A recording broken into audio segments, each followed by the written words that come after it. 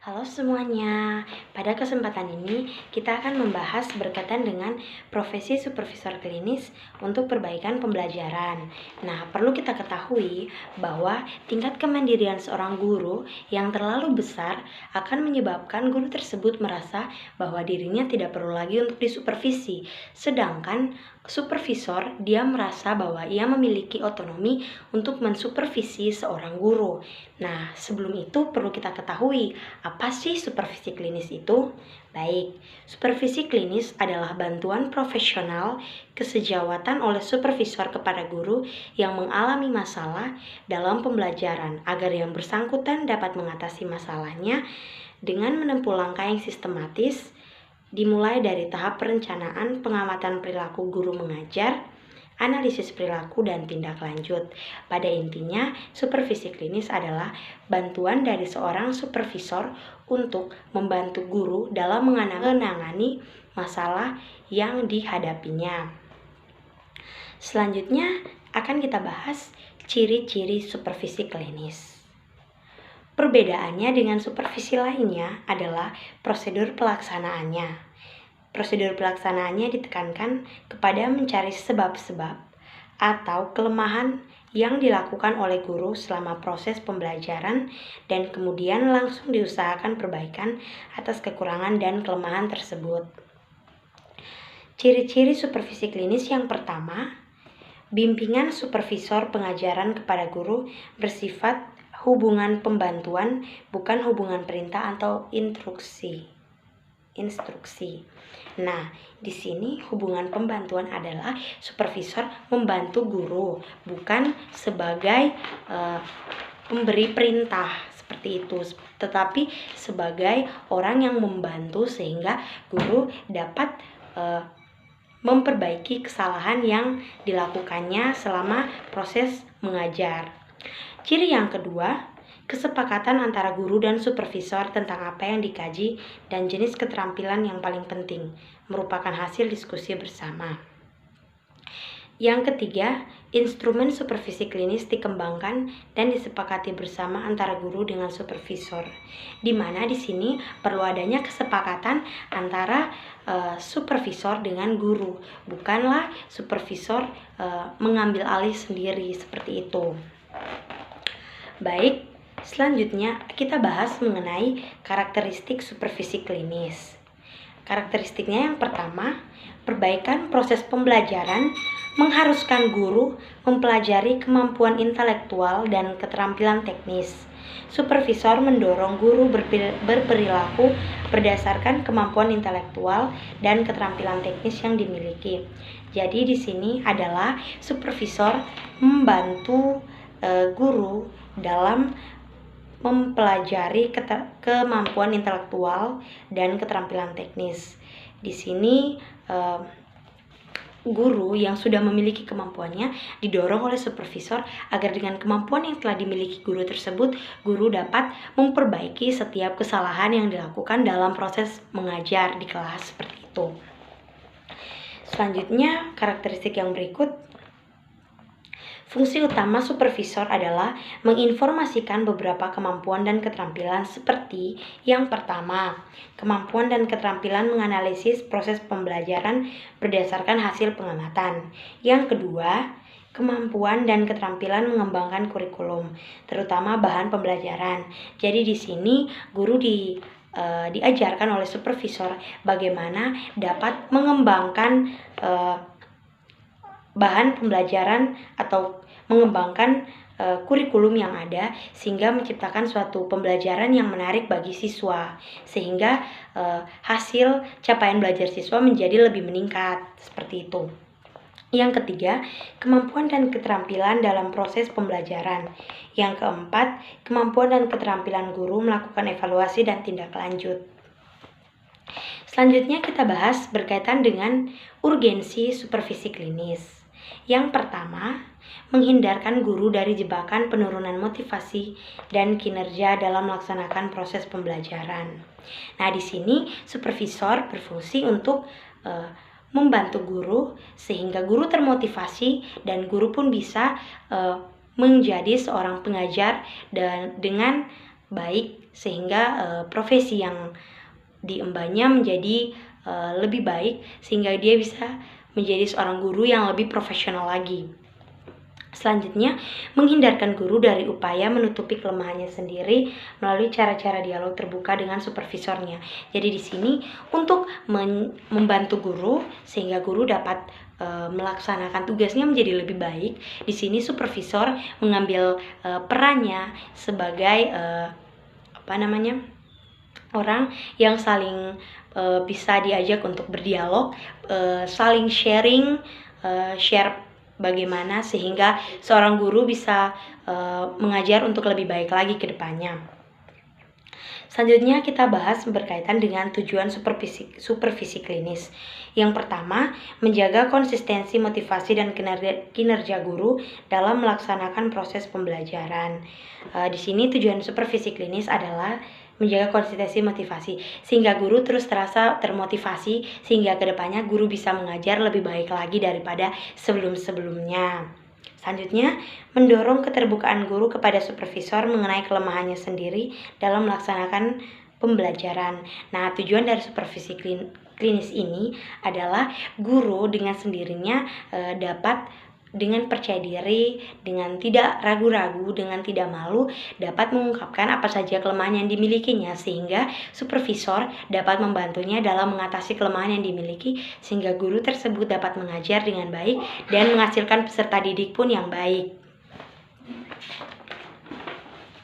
Selanjutnya, kita bahas berkaitan dengan prinsip-prinsip supervisi klinis. Yang pertama, hubungan supervisor dengan guru didasari semangat kolegialitas yang taat asas. Yang kedua, setiap kelemahan atau kesalahan guru semata-mata digunakan untuk tindakan perbaikan, tanpa secara eksplisit melabeli guru belum profesional. Jadi di sini, di saat guru mengalami kesalahan, tindakan tersebut, supervisor tidaklah boleh melabeli guru belum profesional, tetapi dari setiap kelemahan dan kesalahan guru tersebut digunakan sebagai tindakan perbaikan atau dijadikan sebagai suatu motivasi sehingga guru tersebut bisa merubah ke hal yang lebih baik. Selanjutnya, model-model supervisi klinis. Supervisi klinis dikonstruksi sebagai rencana pembelajaran individual yang memungkinkan subjek yang disupervisi bekerja efektif dengan siswanya selama proses edukasi. Di sini terdapat beberapa model. Yang pertama, model pengembangan. Konsep dasar supervisi model pengembangan adalah keyakinan bahwa individu tumbuh secara kontinu ketika dia memulai tindakan secara benar, menjalankannya secara baik, dan menjalani pertumbuhan secara berpola. Model pengembangan ini dikategorikan dalam 3 level subjek yang disupervisi, yaitu pemula, menengah, dan lanjutan. Secara sederhana, tindakan supervisor dapat digambarkan sebagai bergerak dari kesadaran oleh diri sendiri atau orang lain, motivasi, dan otonomi. Pada tingkat dasar, sebagai misal, seorang supervisor menemukan guru yang relatif tergantung pada supervisornya. Kemudian dia melakukan diagnosis untuk kemudian memberi terapi. Pada tingkat menengah, resistensi, penghindaran, dan konflik merupakan tipikal yang muncul pada fase ini karena konsep diri yang disupervisi sangat mudah terganggu. Ini khusus bagi guru-guru yang kurang percaya diri. Selanjutnya, pada tingkat lanjut, fungsi yang dijalankan oleh subjek yang disupervisi bersifat relatif independen. Mereka berkonsultasi pada saat memerlukan dan merasa bertanggung jawab atas keputusan yang benar atau salah. Di sini, di mana guru sudah merasa mulai berani untuk berkonsultasi dengan supervisor sehingga apapun yang masih menjadi kekurangannya bisa diperbaiki dan menjadi lebih baik lagi. Seperti itu, teman-teman.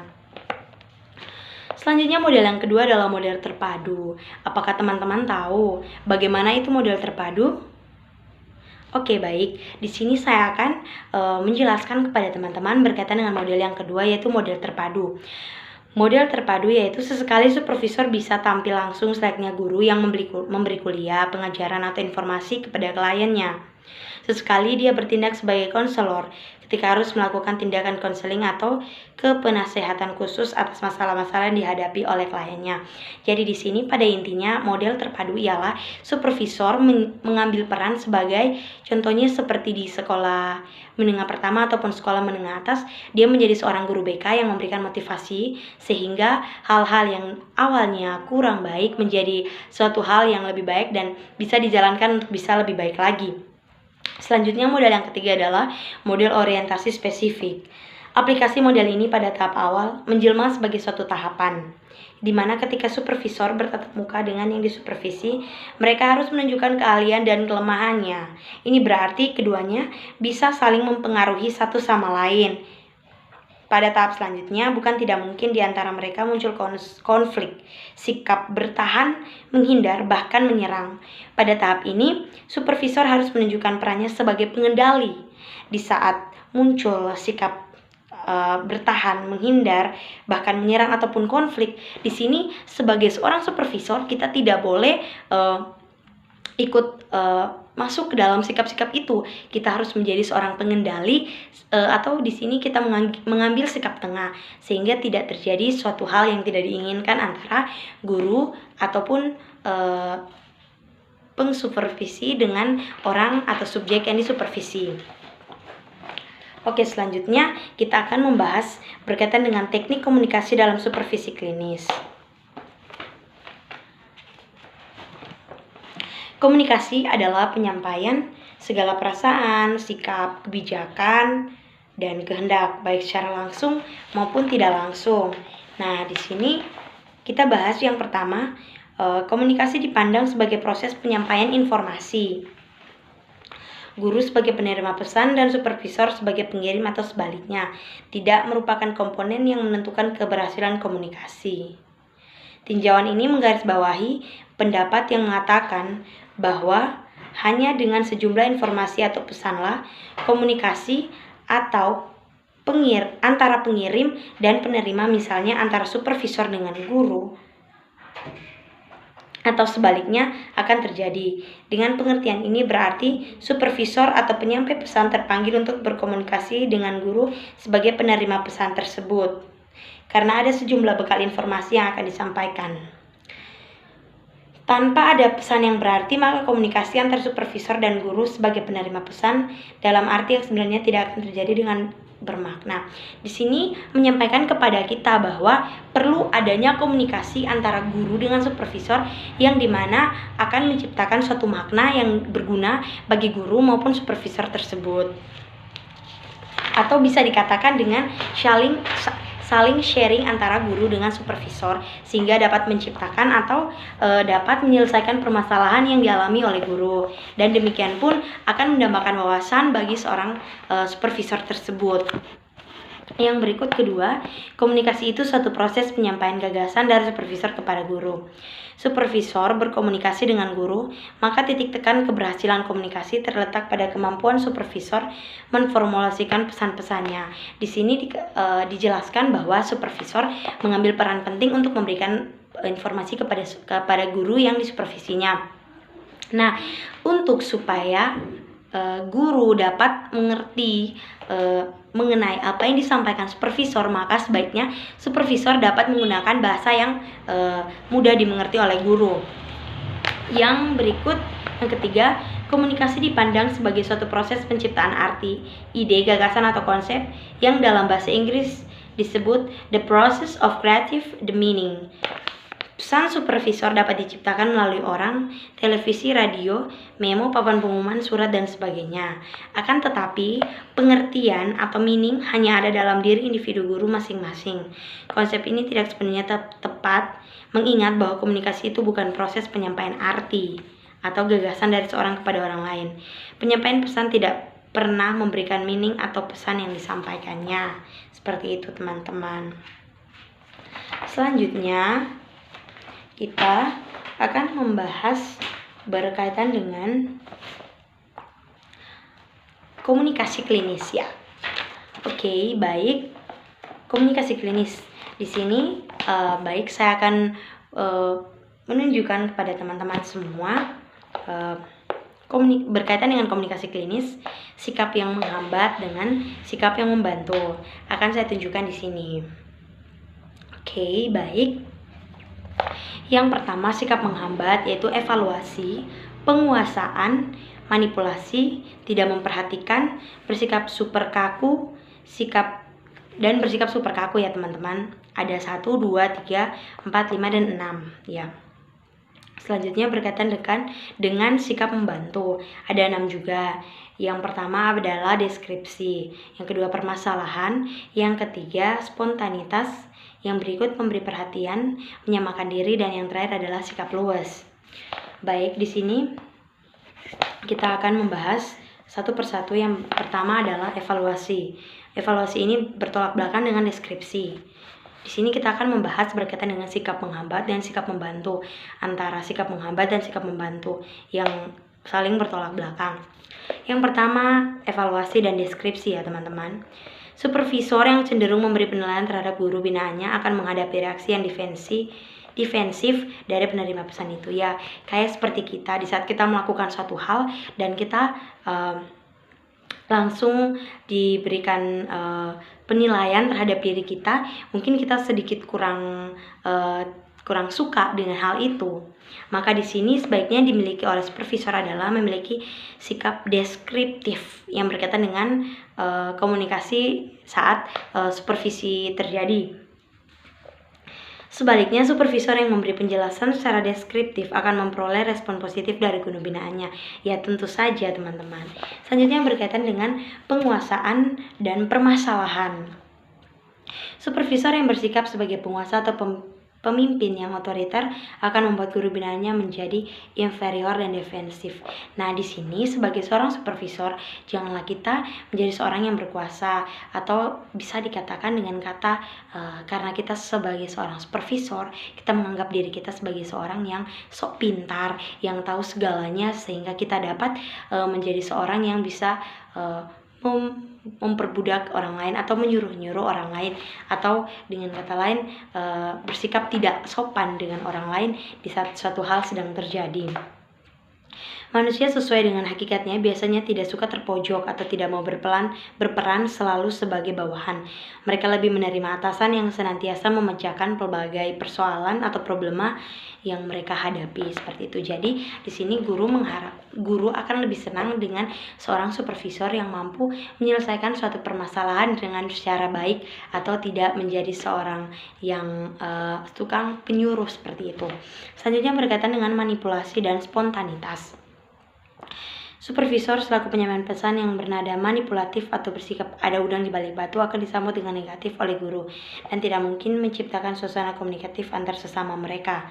Selanjutnya, jika komunikasi dilakukan oleh supervisor secara jujur, spontanitas dan sungguh-sungguh akan disambut dengan sikap positif oleh guru.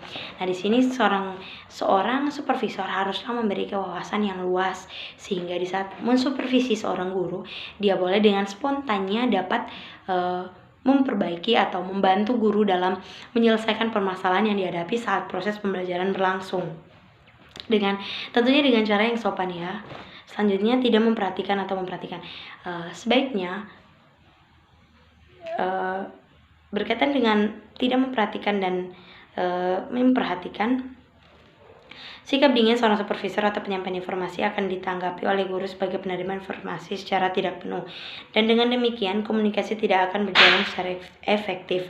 Jika supervisor atau penyampai informasi penuh keseriusan akan ditanggapi oleh guru sebagai penerima informasi secara penuh perhatian.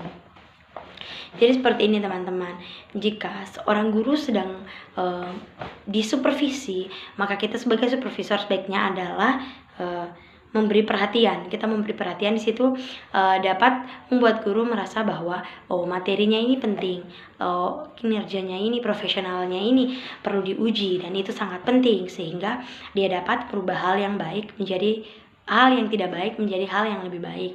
Sedangkan seandainya contohnya pada supervisi berlangsung, seorang guru sedang mempraktekkan pembelajarannya di depan kelas, sedangkan supervisor di belakang hanya duduk dan seperti mengunyah permen dan hal-hal lain, lebih berfokus pada handphonenya, itu akan membuat guru merasa bahwa profesi saya sudah cukup sampai sini, sudah baik, tidak perlu lagi dikembangkan. Padahal profesi guru itu masih kurang bagus sehingga perlu ditingkatkan lagi sehingga menjadi seorang guru yang profesional, begitu teman-teman. Selanjutnya, bersikap super dan menyamakan diri. Nah, di sini sebagai seorang supervisor janganlah kita terlalu membuat diri kita karena sebagai supervisor jadi kita menganggap diri kita menjadi seorang yang super. Jangan, kita harus menyamakan diri kita dengan guru sehingga guru sendiri pun merasa bahwa dia dihargai dan dia dapat menjadi teman kita sehingga dia pun dapat muncul sikap berani untuk men-sharing pengalamannya yang salah sehingga dapat merubah yang salah tersebut menjadi lebih baik. Selanjutnya berkaitan dengan sikap kaku dan luwes. Seorang supervisor harus menjadi seorang yang memiliki sikap luwes. Artinya jangan terlalu kaku. Kalau kita terlalu kaku, maka guru yang kita supervisi akan menjadi merasa bahwa supervisi ini adalah sesuatu yang tidak berguna, sesuatu yang sangat kurang baik dan keadaannya pun nanti tidak akan, keadaannya kurang bagus seperti itu ya teman-teman. Selanjutnya kita akan membahas berkaitan dengan komunikasi verbal, komunikasi non verbal. Yang pertama, komunikasi verbal, di mana seorang supervisor mengkomunikasikan suatu hal kepada seorang guru menggunakan perkataan, menggunakan kalimat, kata dan lain sebagainya. Dan di sini diminta agar supervisor dapat berkomunikasi dalam hal ini menggunakan bahasa yang mudah dipahami dan dimengerti oleh guru, sehingga hal-hal yang perlu diperbaiki oleh guru dapat diperbaikinya menjadi sesuatu yang lebih baik lagi. Berkaitan dengan komunikasi nonverbal dapat ditunjukkan melalui penunjukan sikap atau emosi, membentuk dan mempertahankan hubungan sosial dan mendukung komunikasi verbal. Komunikasi verbal dan nonverbal dapat membantu supervisor pembelajaran untuk menunjukkan perhatian dan kepedulian terhadap guru. Selanjutnya, keputusan berbasis konsultasi. Nah, hak guru untuk memperoleh informasi yang penting dari supervisor dan bernilai baik baginya. Nah, di sini keputusan berbasis konsultasi. Nah, di sini guru berkonsultasi kepada supervisor apa yang perlu dia perbaiki berkaitan dengan yang sudah terjadi saat supervisi berlangsung, sehingga guru dapat memperoleh informasi yang penting dan ia dapat merubah hal-hal yang sebenarnya masih kurang menjadi lebih baik lagi ke depan sehingga bisa menjadi seorang guru yang profesional tentunya. Selanjutnya, pendekatan Gatter. Pendekatan Gatter sudah lama digunakan dalam konsultasi pelayanan keluarga berencana atau KB untuk membantu klien memilih metode kontrasepsi yang paling baik dan sesuai. Pendekatan ini agaknya cocok dalam rangka pelaksanaan supervisi pembelajaran. Jadi baik, kita akan melihat di sini kepanjangan dari Gatter. Yang pertama dari huruf G-nya, yaitu greet atau salam. Berikan salam dalam sikap bersahabat pada guru. Nah, di saat kita berjumpa, di saat kita baru bertemu dengan guru, berikanlah salam kepada guru itu sehingga guru itu merasa nyaman dengan kita, sehingga nanti di saat pembelajaran dia pun akan merasa tetap nyaman bersama kita. Rasa nyaman adalah hal yang pertama perlu kita tanamkan atau kita tumbuhkan di saat kita baru bertemu dengan seseorang. Selanjutnya berkaitan dengan ask atau tanya. Apa dan bagaimana seorang supervisor klinis dapat membantu guru? Seorang supervisor klinis harus mendekatkan diri atau pembawaannya harus baik terhadap guru yang disupervisi. Supervisor boleh bisa menanyakan apa dan bagaimana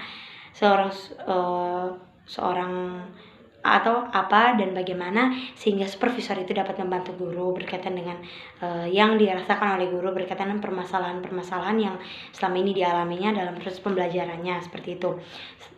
Yang berikutnya, yang ketiga adalah tell atau tanggapan. Berikan tanggapan dan respon terhadap kebutuhan guru. Saat kita udah menanyakan apa dan bagaimana kendala yang dialami oleh guru, nah di situ saat guru memberikan responnya kepada kita, kita pun harus merespon balik kepada guru dan memberikan tanggapan kita kepada guru, sehingga apa yang perlu diperubah, apa yang perlu ditambahkan, apa yang perlu dikembangkan oleh guru dapat dilakukan dengan baik. Selanjutnya adalah help atau bantu. Bantulah guru dalam membuat keputusannya sendiri. Nah, di sini kita sebagai seorang supervisor harus membantu guru dalam peningkatan mutunya, sehingga ia bisa mampu membuat keputusannya sendiri, sehingga apa yang dia rasa bahwa masih menjadi kelemahannya dapat ditingkatkan dia untuk menjadi lebih baik lagi, seperti itu. Yang selanjutnya adalah explain atau jelaskan. Selanjutnya, setelah dari keputusan guru itu sendiri, mungkin ada yang perlu kita tambahkan atau kita jelaskan. Boleh kita jelaskan, silakan kita jelaskan dengan menggunakan bahasa sederhana dan dapat dimengerti oleh guru tersebut. Selanjutnya adalah return. Return adalah kembali. Ingatkan guru dengan memberi pesan-pesan tertentu yang penting. Nah, di sini seorang supervisor kita memberikan beberapa pesan, sehingga dari pengalaman yang telah kita dapat. Jadi di situ kita memberikan pesan sehingga guru tersebut dapat mengambil pesan-pesan itu dan menjadi satu motivasi bagi guru tersebut dalam menjalankan tugasnya, menjalankan profesinya sebagai guru, sehingga menjadi seorang yang profesional. Selanjutnya, pendekatan ready. Pendekatan ini kenal dengan 4 tahap ready. Yang pertama adalah rapport building, yaitu membina hubungan. Menyambut kedatangan guru, misalnya ketika dia berinisiatif menemui supervisornya. Nah, contohnya seperti ini, seperti seorang guru yang ingin datang dan berkonsultasi dengan supervisor. Nah, di situ kita menyambutnya mungkin dengan senyuman atau sapaan kita, dengan sapaan lembut kita, dengan kata hi, say hello kita. Nah, di situ guru akan menjadi nyaman dengan kita, sehingga dia tidak sungkan untuk datang dan berkonsultasi dengan kita. Selanjutnya adalah exploration atau eksplorasi.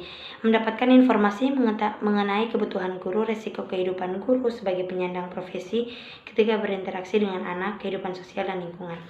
Nah, di sini kita mengeksplor di saat guru datang dan ingin menceritakan, ingin men-sharing masalahnya. Nah, di sini sebagai seorang supervisor kita juga melakukan eksplorasi. Kita mengorek apa saja sih resiko guru ini saat pembelajaran dengan murid-muridnya di sekolah, dan mengenai kebutuhan apa saja yang diperlukan oleh guru ini. Selanjutnya berkaitan dengan decision making, pengambilan keputusan. Nah, di sini setelah guru datang dan men-sharingkan pengalamannya, di sini supervisor memberikan mengeksplor, mencari tahu. Nah, di sini akhirnya pengambilan keputusan. Nah, di sini supervisor membantu guru untuk mengambil keputusan yang realistik, di mana hal apa yang perlu diperbaiki sehingga dia bisa menjadi seorang guru yang lebih baik lagi ke depannya. Selanjutnya, yang terakhir, implementing of decision atau pelaksanaan kebutuhan. Buatlah rencana nyata dan spesifik untuk menjalankan keputusan. Identifikasi keterampilan yang diperlukan guru dalam menjalankan keputusannya. Keterampilan apa sih yang diperlukan guru sehingga dia dapat menjalankan tugasnya dengan baik. Kita di sini menyesuaikan dengan kemampuan yang dimiliki oleh seorang guru. Nah, teman-teman, kalau gurunya itu adalah seorang guru yang mau dikatakan adalah guru yang tidak terlalu banyak bicara. Nah, di situ kita memotivasi guru tersebut agar dengan dirinya yang pendiam, mau dikatakan pendiam atau kurang bicara. Nah, di situ mungkin dengan cara keterampilannya dibimbing dengan cara yaitu melakukan metode pembelajaran dengan games yang dimana dapat membantu anak-anak atau peserta didik untuk cepat mengerti berkaitan dengan pembelajaran yang sedang dituntut, seperti itu. Oke, baik teman-teman, sekian pembahasan kita berkaitan dengan profesi supervisor klinis untuk perbaikan pembelajaran. Oke, baik teman-teman, mungkin ini saja dari saya berkaitan dengan pembelajaran kita kali ini. Semoga berguna dan bermanfaat bagi teman-teman semua yang menontonnya. Dan Jika apabila ada hal-hal yang terlalu cepat dalam pembelajaran ini atau kesalahan kata atau lainnya, mohon dimaafkan. Mungkin penggunaan bahasa saya masih belum terlalu bagus, saya mohon dimaafkan. Ini adalah video pertama saya untuk proses pembelajaran saya ke depannya. Jika ada saran kritik dari teman-teman, boleh chat ke saya melalui nomor 085333529785. Nah, di situ teman-teman boleh memberikan tanggapan berkaitan dengan video kali ini. Oke teman-teman, demikian video saya. Semoga berguna. Bye-bye.